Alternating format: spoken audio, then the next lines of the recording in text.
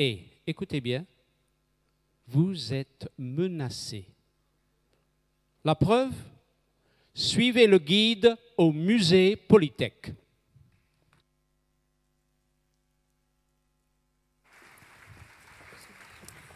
Et voici, mesdames et messieurs, un spectacle unique en son genre. Je vous demanderai d'être très prudents.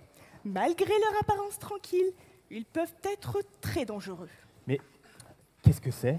Ce sont des ingénieurs, mais ils font partie d'une sous-espèce menacée.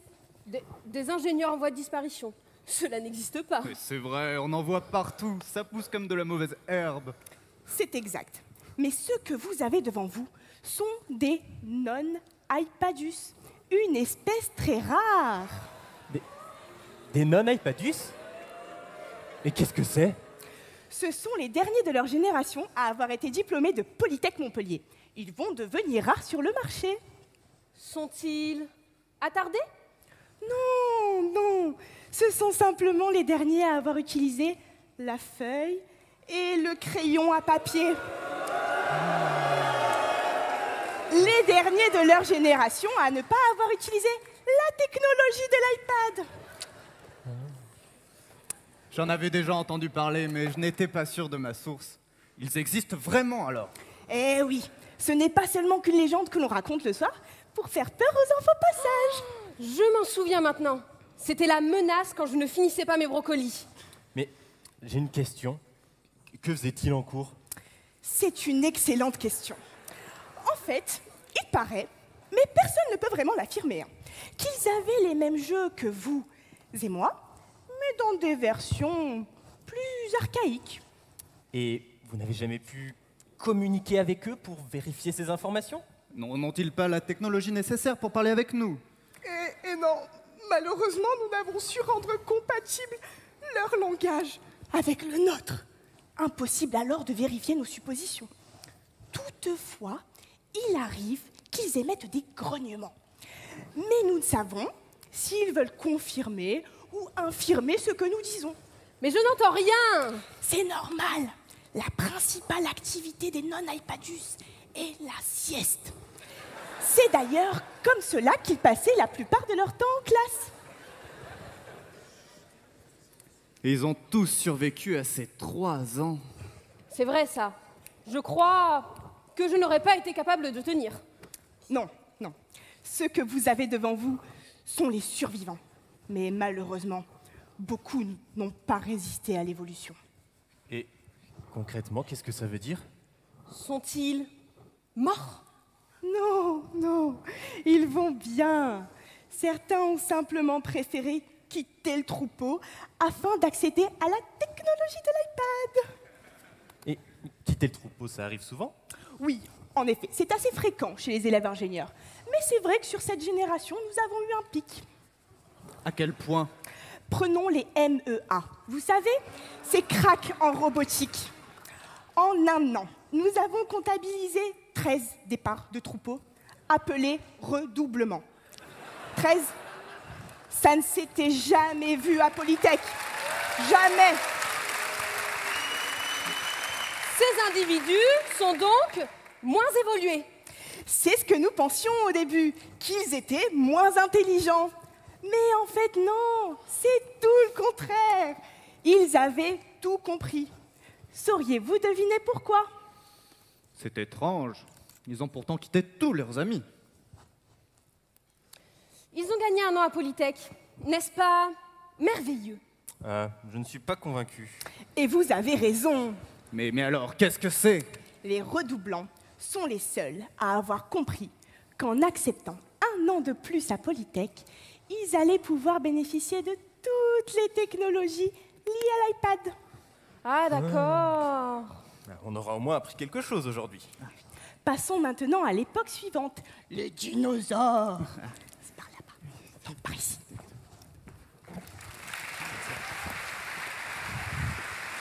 Allez, ok.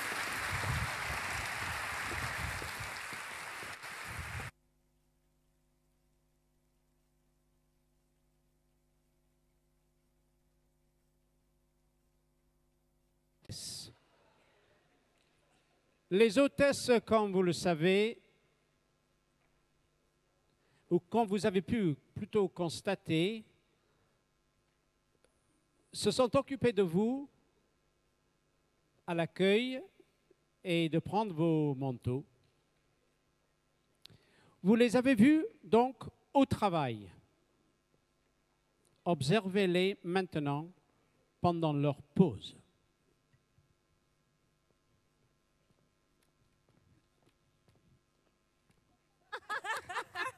Non mais c'était trop ça. Ah non mais c'est n'importe quoi. Ah salut les filles. Ça va? Bon alors, vous la trouvez comment cette remise des diplômes? Oh, c'est bien, mais c'est crevant. En plus, je suis enrhumée. Je me suis même cassé un ongle. Moi, je veux plus voir un manteau, même pas en peinture. Oh là là, et puis ces ingénieurs, des vrais cas. Mais bon, on a l'habitude maintenant, on les voit souvent en rue. D'ailleurs, moi et Joe, l'autre jour, on a observé un groupe. Ils étaient vraiment bizarres. Il faisait quoi? Au début, rien d'anormal. Ils ont monté les marches du rue, pris un plateau et ils se sont espantés devant la vaisselle. La vaisselle, quoi. Et après, ils l'ont analysée sous tous les sens. Et ils ont même parlé de réajuster les taux de composants de l'eau de lavage. C'est de la folie avec un grand F. C'est-à-dire, je comprends pas trop. C'est effectivement bizarre. Et c'est pas tout. À table, ils ont analysé l'eau du robinet avec une sonde. Pourquoi? Et tout ça, ils ont pris des notes, ils ont fait des calculs et tout ça pour en déduire qu'il manquait quelque chose dans l'eau. Mais quoi? Du Ricard. Ah ouais d'accord. Je viens de comprendre. Ce sont les STE, les ingénieurs de l'eau. Ceux qui font le ménage chaque année aux Laises. Ah. Mais moi, j'ai observé des IG. Des IG. C'est qui eux? Bah, les schizos là, qui font de l'informatique et de la gestion. Ceux qui se baladent tout le temps avec leur ordinateur et écran. Vous savez, les asociaux.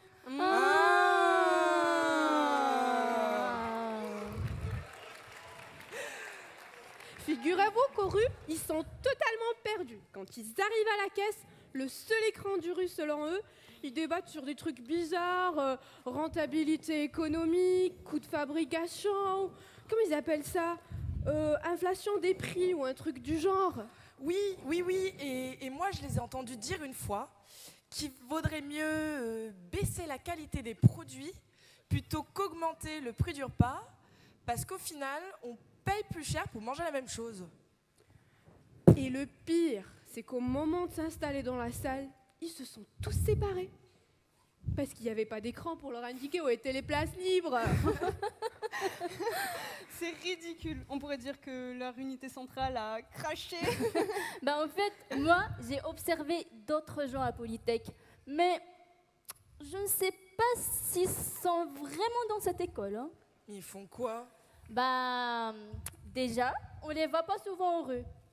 Et l'autre jour, ils ont monté les marches, pris leur plateau, et au moment de poser les plateaux sur les rails, ils ont paniqué. Mais quand je dis paniquer, hein, je ne rigole pas.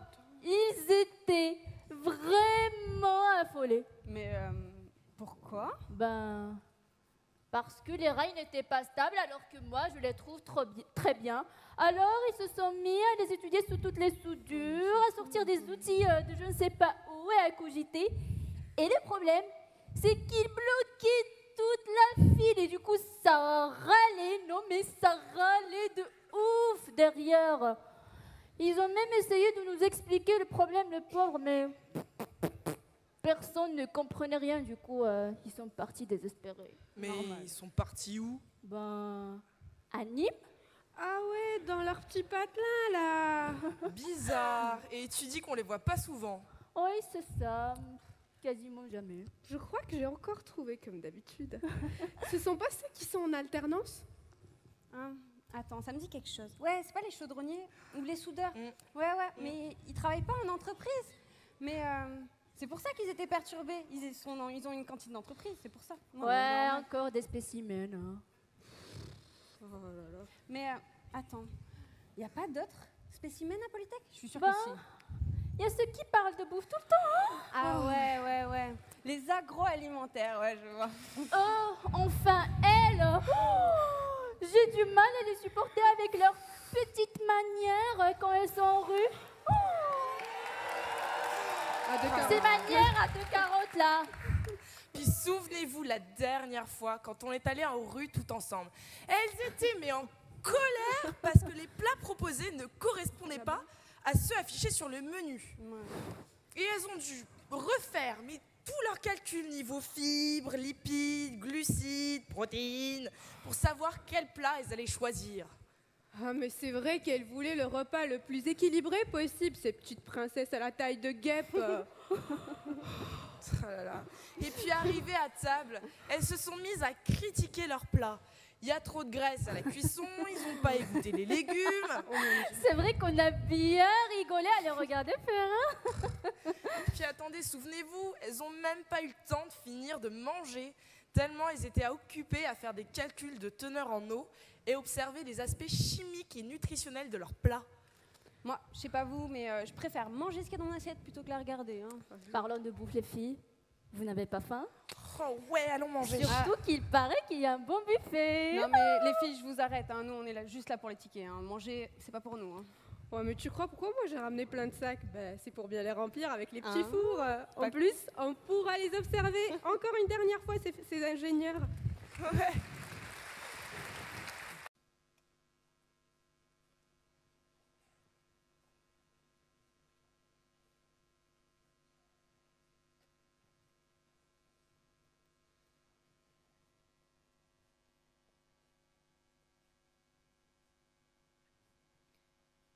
Il y a, dans la vie de tout étudiant montpelliérain, des passages obligés, des habitudes quasi quotidiennes, des rituels incontournables. Un de ces passages obligés, le transport en tram. Prenons un étudiant lambda. Lorsque cet étudiant lambda veut prendre le tram, il s'arrête sur le quai, regarde le temps estimé d'attente et prend un ticket. Enfin, pour certains. Puis il entre dans le tram, composte son ticket, toujours pour certains, s'assoit et attend d'être arrivé à destination en lisant, en écoutant de la musique, en rêvant, voire en somnolant. Mais vous le savez tous, nous ne sommes pas des étudiants lambda, nous sommes de futurs ingénieurs. Nous sommes des étudiants qui apprenons à observer, à analyser, à comprendre et à contrôler notre environnement. L'usage du tram prend ainsi une toute autre dimension. Voici donc les différentes versions de l'usage du tram pour les étudiants de MEA, de ENR, de MI et les matériaux.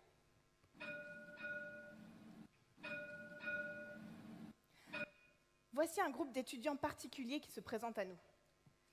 Il est pourtant tôt dans la journée. Que font-ils sur ce quai de tram? Ah mais si, bien sûr, ce sont les MI. Vous savez, nos spécialistes en mécanique et interaction. Ils se disent officiellement à Polytech, mais s'ils ont plus d'1 heure de cours dans la journée, les voilà tout perturbés. Observons-les un instant. Les étudiants descendent doucement sur la ligne, placent des repères sur les rails, prennent quelques mesures. À ce stade, nous ne comprenons pas encore à quel rituel se livrent ces étudiants. Ah, mais un tram arrive, peut-être allons-nous mieux cerner l'objectif de ces étranges manœuvres. Un des spécimens émis sort maintenant un chronomètre. Grâce à ses facultés très particulières et aux repères placés précédemment, il va facilement pouvoir calculer la vitesse de la rame. Il calcule maintenant l'accélération et la distance de freinage dont il a besoin. C'est très impressionnant. Nos émis vont-ils monter dans ce tram? Non, non, non, ils le laissent partir et attendent le prochain. Mais il semble qu'un des émis se place sur les rails. Oui, oui, c'est bien cela. Un émis se positionne sur les rails alors qu'une rame est annoncée dans moins de 2 minutes. Pas d'inquiétude, cependant. Les émitologues, qui ont étudié cette tribu si particulière, nous expliquent que si les calculs sont corrects, le tram devrait s'arrêter pile 1 mètre devant l'étudiant. Pourquoi le mètre? Les émis sont prudents, il s'agit donc simplement d'une mesure de précaution. Les émis ont une confiance absolue dans leurs calculs. Ils sont justes, cela ne fait aucun doute. Comment les émis pourraient-ils se tromper? Cependant, entre les arrondis, les possibles erreurs de manipulation, les incertitudes sur la mesure, mieux vaut laisser une petite marge d'incertitude. Mais voilà le tram. Le tram arrive, le conducteur voit le MI et panique. Il sonne ses alarmes sans arrêt pour le faire partir, mais l'étudiant ne bouge pas. Ils freinent donc d'urgence et s'arrêtent 3 bons mètres devant l'étudiant. Les MI sont déçus. Comment ont-ils pu autant se tromper?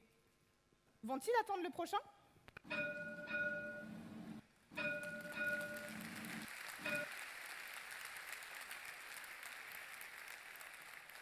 Un étudiant en MEA, vous savez, nos spécialistes de l'électronique, de la robotique, d'automatique et autres hic en tout genre. Un étudiant donc en MEA, comme tous les étudiants montpelliérains, utilise régulièrement le tram.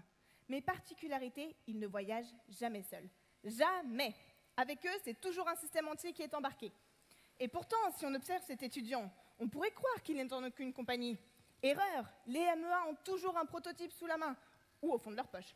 Toujours. Pour l'un, une petite voiture, pour l'autre, un chien électronique. Bref, ils ont toujours un système embarqué. Mais aujourd'hui, les MEA ont décidé de s'embarquer eux-mêmes dans une nouvelle aventure et de tester un robot à taille humaine. Probablement pour ensuite amener des androïdes féminins au sein de leur communauté. Mais ça, c'est une autre histoire. Un autre hic des MEA, quoi. Donc, aujourd'hui, il s'agit de voir comment un robot peut les aider à utiliser le tram et à optimiser leurs déplacements en transport en commun. Première étape, programmer le robot pour qu'il achète des tickets. C'est impressionnant. Pendant que le robot s'acquitte de cette tâche, nos étudiants patientent tranquillement quelques mètres plus loin, sous le soleil montpelliérain. Oh mais attendez, j'ai l'impression que le robot s'emballe. Il essaye d'ouvrir le distributeur. Oui, c'est cela, il ouvre le distributeur. Un souci de programmation? Un composant défaillant peut-être. Mais pourquoi les MEA n'interviennent-ils pas? Voilà que le distributeur est ouvert. Un MEA se rapproche enfin. Peut-être souhaite-t-il étudier son fonctionnement. Passionné jusqu'au bout, nos MEA. Ah non, non, voilà qu'il s'empare de l'argent de la machine. Et de quelques tickets, quand même. Il monte dans le tram et composte, comme si de rien n'était.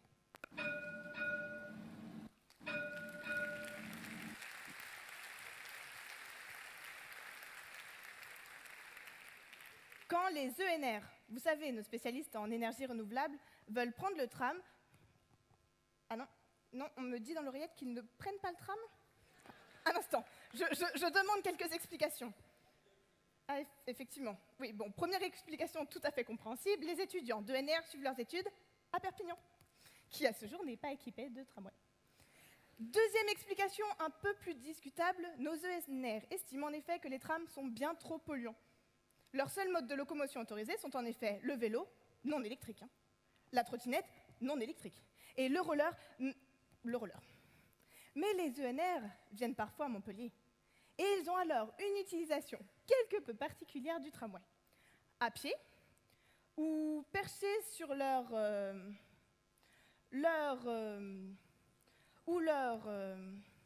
ils suivent les rails pour éviter de se perdre. Ils en profitent alors pour observer leur ennemi juré, le tramway. Ils l'assimilent à un bâtiment, sans le démolir. Comment le transformer de manière à y introduire des énergies renouvelables et en faire un vrai moyen de transport écologique? Les esprits bouillonnent. Montpellier est la ville aux 300 jours de soleil par an. Il y souffle régulièrement un petit mistral et les Montpelliérains sont des gens enjoués. Et les voilà déjà en train d'imaginer un tram révolutionnaire.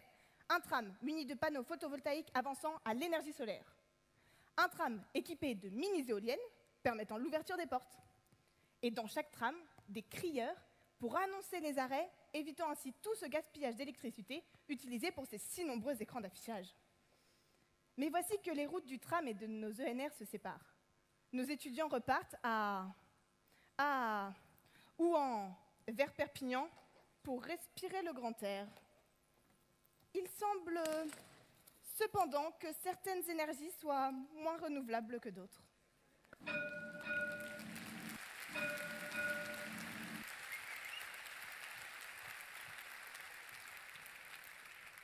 Les matériaux. Vous savez, nos spécialistes des matériaux. Ils sont faits de drôles de matériaux, d'ailleurs, ces matériaux. Bref, regardez-les arriver à faire allure à l'arrêt de tram. Comme vous le voyez, ils n'ont pas l'air de vouloir prendre de tickets. Ils semblent davantage allumés par les matériaux qui les entourent. Ils se dirigent dynamiquement vers le bord du quai. Et ils observent. Ce rail, par exemple, a l'air un peu rouillé. Il serait susceptible de causer des accidents. il serait sûrement très intéressant de pouvoir l'analyser pour comprendre les réactions qui se produisent à chaque passage du tram. Mais pour avoir des analyses fiables, il faut comparer. Et pour comparer, il faut plusieurs spécimens de rails. Un des étudiants semble cependant moins convaincu de la pertinence d'une telle entreprise. Il plastique pour la sécurité des passagers. Pourtant, le sérieux et la validité du projet en dépendent. Son budget aussi, d'ailleurs. Il paraît que le marché de certains métaux est plutôt favorable en ce moment. Or, les projets, ça coûte de l'argent. Beaucoup d'argent. Un petit financement extérieur ne peut que le booster. Mais même le plus résistant des matériaux est malléable. Et il se laisse finalement convaincre par ses condisciples. Il se rallie donc à la masse. Le tram arrive. Nickel! Les matériaux vont pouvoir le prendre. Annonce changement de programme. Ils s'en vont, leur rail sous le bras. Un léger doute, peut-être.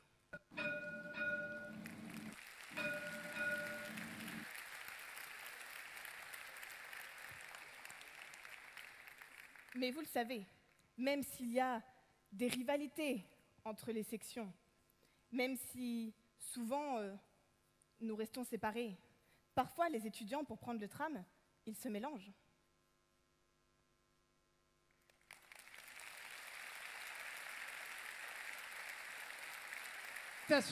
Félicitations Dramathèque. Sur scène et par ordre alphabétique,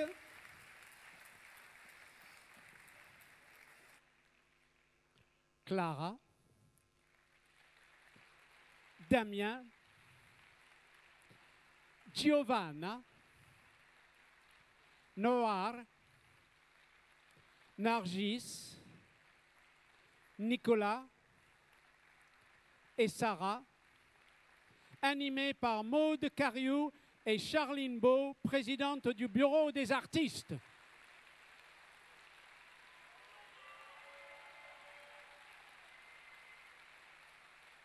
Merci.